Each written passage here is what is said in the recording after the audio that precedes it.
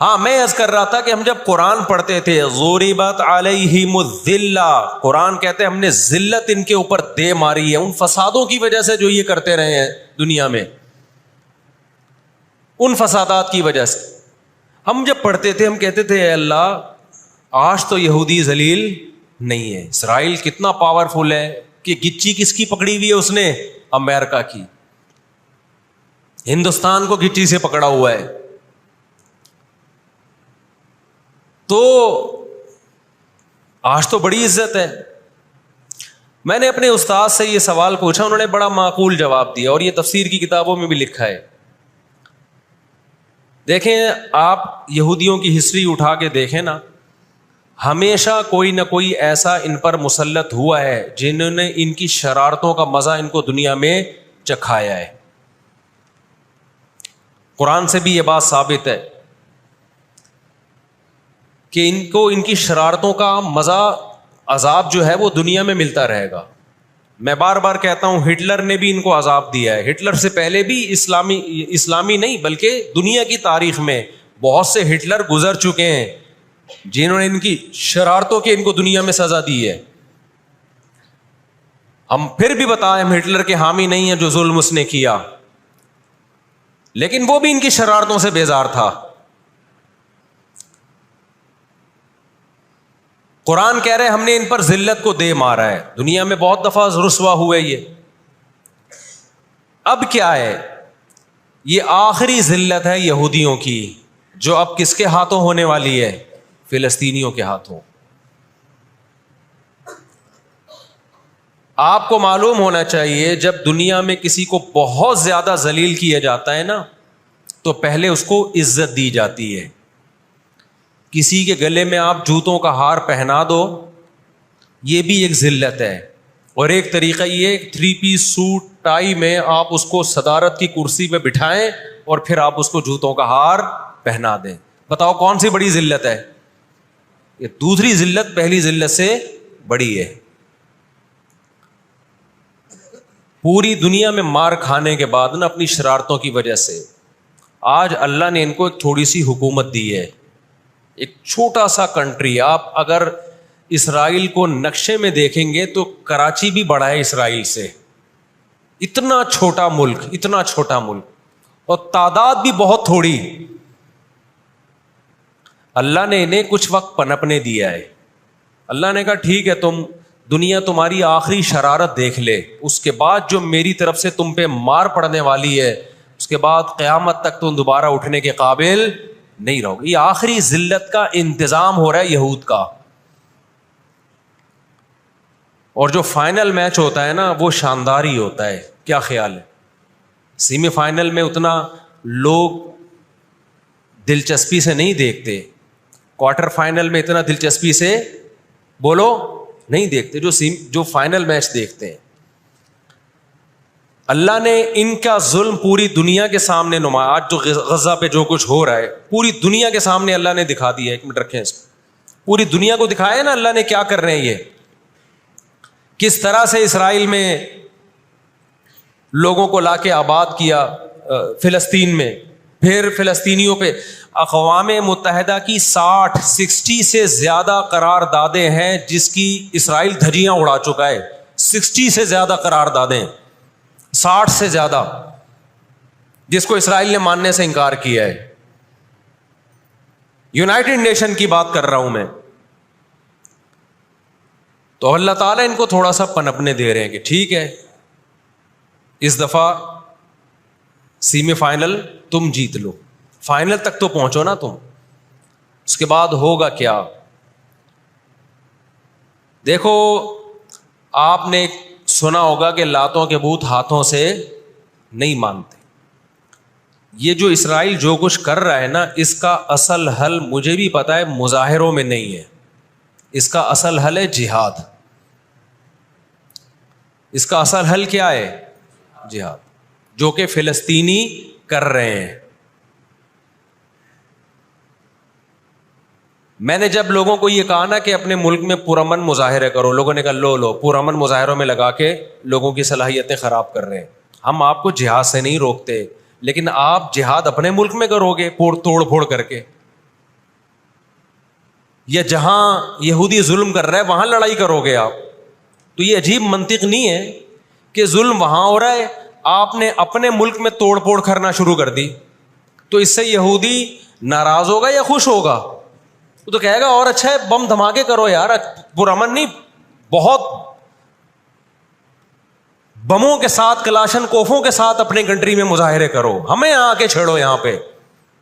ہم جہاد کے منکر نہیں ہیں، آپ سے زیادہ الحمدللہ جہاد کو مانتے ہیں، لیکن آپ اگر یو کے میں، کینیڈا میں، پاکستان میں، سعودی عرب میں توڑ پھوڑ والے مظاہرے شروع کر دو گے، چاہے غیر مسلم کنٹریز میں بھی، خدا کی قسم اس سے اسرائیل کو جوں بھی نہیں دیں گے گی۔ تو اس وقت آپ جوش سے زیادہ ہوش سے کام لیں۔ جوشیلی تقریریں کرنے والے بہت ہیں مارکیٹ میں، ابھی نعرے بھی یہاں لگ رہے ہیں، ہم یہ کر دیں گے، ہم وہ کر دیں گے۔ ان سے پوچھو کیسے کرو گے؟ شام کو گھر پہ جا کے گٹکا کھا کے سو جاتے ہیں وہ۔ جوشیلی تقریریں کرنے والے، میں مانتا ہوں جہاد ہی ہوگا، لیکن ہوگا کس سرزمین پہ؟ جہاں یہودی لڑ رہا ہے وہیں لڑا جائے گا۔ میدان جنگ متعین کیا جاتا ہے لڑائی کے لیے، یہ نہیں ہوتا کہ آپ میدان جنگ میں نہیں جا سکتے تو جو میدان جنگ نہیں ہے اس کو میدان جنگ بنا دو، ایسا دنیا میں کبھی بھی نہیں ہوتا۔ یہ تو وہ جون پور کے قاضی والا قصہ ہو جائے گا کہ وہ سولی پہ لٹکایا ایک شخص کو، اس کی گردن موٹی تھی، وہ پھندے میں آ نہیں رہی تھی، انہوں نے کہا اس کی گردن چونکہ پھندے میں آ نہیں رہی ہے تو اس کی چونکہ آ رہی ہے اس کو لٹکا دو آپ۔ وہ کہے گا میری آ رہی ہے لیکن میرا قصور کیا ہے؟ تو یہ عجیب قسم کا جہاد ہے۔ آپ اپنے ملکوں میں، یو کے، کینیڈا میں آپ نے اگر توڑ پھوڑ کرنا شروع کر دی، وہ چھوڑے گا تھوڑی کینیڈا آپ کو، یو کے، امریکہ میں آپ نے اگر توڑ پھوڑ شروع کر دی وہ چھوڑے گا تھوڑی۔ آپ کی اوقات کتنی ہے؟ لڑائی کے لیے سب سے پہلے میدان جنگ کا تعین ضروری ہے کہ لڑائی ان کی مرضی سے نہیں ہوگی، کہاں کہ وہ جہاں چاہ رہے ہیں، لڑائی ہماری مرضی سے ہوگی، ہم جہاں کہیں گے وہاں لڑائی ہوگی۔ میں سمجھا پا رہا ہوں اپنی بات؟ تو علاج، بہت سے لوگوں نے جہاد کا انکار کر دیا، یہ بھی غلو ہے، اور بہت سے لوگوں نے ہر جگہ کو میدان جنگ بنانے کے چکر میں ہیں، یہ ایک طرف کی انتہا ہے۔ آج دنیا نے ان کو نہتا چھوڑ دیا ہے، فلسطینیوں کو، لیکن وہ ڈٹے ہوئے ہیں۔ آپ ان کی مدد کر سکتے ہو جہاد کے ذریعے، ضرور کرو، کس نے منع کیا ہے آپ کو؟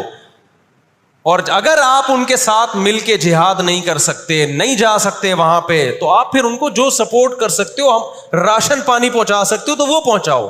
میں نے پاکٹ ویلفیئر ٹرسٹ کا نام لیا نا، اس میں بھی لوگوں نے اعتراض کیا، لو بھائی ان کو راشن کی ضرورت تھوڑی ہے، ہمیں پتہ ہے راشن سے کام نہیں چلے گا، لیکن جو جہاد ہوگا تو وہاں جا کے ہوگا۔ یہاں بم پھاڑنا شروع کر دیے، اس سے اسرائیل کی صحت پہ کوئی فرق نہیں پڑے گا۔ اسرائیل پہلے ہی ان کی سازشوں سے لیبیا تباہ ہو چکا ہے، ایک مضبوط ریاست تھی، عراق کا بیڑا غرق کر دیا، اب وہ چاہتا ہے سعودی عرب کا بھی بیڑا غرق ہو، وہ چاہتا ہے پاکستان کا بھی بیڑا غرق ہو۔ تو ان بیڑا غرق ہونے سے جو آپ کی ٹوٹی پھوٹی رہی صحیح لنگڑی لولی حکومتیں، ان کی بھی ایسی کی تیسی ہو جائے گی۔ اور فلسطینی بھی نہیں چاہتے ہیں کہ دوسرے ملکوں میں لڑو، وہ کہتے ہیں لڑنا ہے تو ہمارے پاس آؤ۔ تو یہ اب جو دنیا جا رہی ہے نا جس طرف، ہو یہ رہا ہے، میں نے آپ کو قرآن کی آیت پیش کی تھی نا، وَكَذَلِكَ نُوَلِّي بَعْضَ الظَّالِمِينَ بَعْضًا، اللہ کہتے ہیں ہم بعض ظالموں کو بعضوں سے پٹواتے ہیں۔ تو پہلی جو ابھی تک تو ہم نے نا امیدی کی باتیں کی ہیں، مسلمان ممالک شکست کھا کے بیٹھ چکے ہیں، 3 بڑی جنگوں میں شکست ہو چکی ہے، اس کے بعد اب کسی مسلم کنٹری میں اسرائیل پر چڑھائی کی طاقت نہیں ہے، ان کو پتہ ہے پیچھے امریکہ بیٹھا ہوا ہے، پورا یورپ۔ رشیا نے یوکرائن جیسے اتنے سے کنٹری پہ حملہ کیا، آپ نقشے میں دیکھیں یوکرائن اتنا سا ہے، رشیا کیا ہے، یوں اگر وہ پاؤں بھی رکھ دینا تو کچل دے، لیکن جیت گیا کیا وہ جنگ؟ بولتے کیوں نہیں؟ کیوں؟ یوکرائن اتنا سا ہے مگر اس کے پیچھے کون ہے؟ پورا یورپ ہے، پورا یورپ اس کے پیچھے۔ یہ جنگ طول پکڑتی جا رہی ہے، رشیا اب تک یوکرائن کو کنٹرول میں نہیں لے سکتا، اور مجھے تو ایسا لگتا ہے، میں کوئی یقینی رپورٹ نہیں ہے، شاید اس جنگ کے پیچھے بھی اسرائیل کی سازش ہو۔ ان کو پتا تھا کہ ایک ہمارا دشمن ہے سوویت یونین، روس۔ جب 1956 میں جنگ ہوئی ہے نا، برطانیہ، فرانس اور اسرائیل نے مل کے حملہ کیا تھا مصر پہ، تو دھمکی کس نے دی تھی؟ روس کی دھمکی سے پیچھے ہٹے. روس نے کہا تھا نیوکلیئر اٹیک کروں گا میں, تو پیچھے ہٹ گئے. روس مسلمانوں کی خیر خواہی میں نہیں کر رہا تھا. روس کو یہ تھا کہ جب دنیا کا باپ میں بننا چاہتا ہوں تو تم دنیا کے باپ بننے کی کوشش کیوں کر رہے ہو. اگر یہ باپ بن گئے تو اس کو پتا تھا ہماری چودراہٹ ختم ہو جائے گی. تو اللہ ایک ظالم کو دوسرے ظالم سے پٹواتے ہیں. تو آج بھی رشیا, چائنا وہ اسرائیل کے حق میں نہیں ہے. عین ممکن ہے اللہ مظلوموں کی آواز سے ایسے حالات پیدا کر دے کہ اس جنگ میں براہ راست کون کود پڑے؟ سوویت یونین کود پڑے. اور اگر سوویت یونین اس جنگ میں کود پڑا جس کے پورے چانس لگ رہے ہیں, تو پھر یہ تیسری جنگ عظیم کی طرف معاملہ جائے گا. اور اس کے ذمہ دار مسلمان یا فلسطین نہیں ہوں گے, اس کے ذمہ دار ناجائز اسرائیل ہے جس نے ناجائز قبضہ فلسطین پہ کیا ہے. اور پھر دنیا میں جو تباہی ہوگی نا, تباہی ہوگی, وہ میرے اور آپ کے تصور سے بھی زیادہ ہے. کیونکہ اب تلواروں سے یا صرف ہوائی جہازوں سے جنگ نہیں ہوتی, اب سب کے پاس نیوکلیئر ہتھیار ہیں, اب ایٹم بم چلیں گے.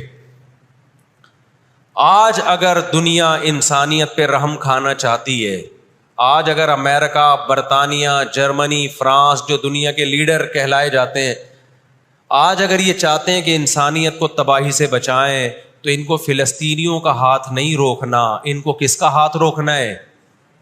جو اصل ظالم ہے نا یہودی, اس کا ہاتھ روکنا ہے. فلسطینیوں کے پاس اپنے دفاع کا پورا اخلاقی حق بھی ہے, مذہبی حق بھی ہے, قانونی حق بھی ہے. تو آج اگر یہ اسرائیل کا ہاتھ زبردستی روک لیتے ہیں تو دنیا بڑی تباہی سے بچ جائے گی. اور اگر یہ دنیا اسرائیل کا ہاتھ نہیں روکتی اور اس جنگ کو بند کرنے کی کوشش نہیں کرتی, تو بھائی جو تیسری جنگ کی طرف معاملات جا رہے ہیں اس کے ذمہ دار یہ لوگ ہوں گے جو دنیا میں تہذیب کے ٹھیکیدار ہیں. یہاں تک بات سمجھ میں آ گئی کہ نہیں آ گئی؟ دوسری بات, ہمیں قرآن و سنت اس بارے میں کیا ہدایات ملتی ہیں؟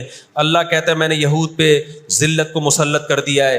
اس آیت میں اور اس حدیث میں جو میں نے تقاتلون الیہود والی حدیث پڑھی, اس میں مسلمانوں کے لیے خوشخبری ہے کہ اللہ تعالیٰ نے جیسے بنی اسرائیل انتہائی کمزور تھے, فرعون کا ظلم اور بربریت کا شکار تھے, اللہ سورہ قصص میں کہتے ہیں وَنُرِيدُ أَن نَّمُنَّ عَلَى الَّذِينَ اسْتُضْعِفُوا فِي الْأَرْضِ, ہم نے ارادہ کیا کہ زمین میں کمزور ترین لوگوں کو اٹھا کے زمین کا امام بنا دیں گے, طاقتور پہ غالب کر دیں گے.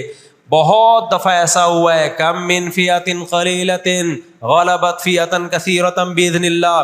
اللہ کہتے ہیں دنیا کے نقشوں میں جو غالب ہوتا ہے, جس کی فتح اسباب کی دنیا میں یقینی ہوتی ہے, میں بہت تھوڑی سی جماعت کو طاقتور بنا کے دنیا کا امام بنا دیتا ہوں. ہمیں اللہ کی رحمت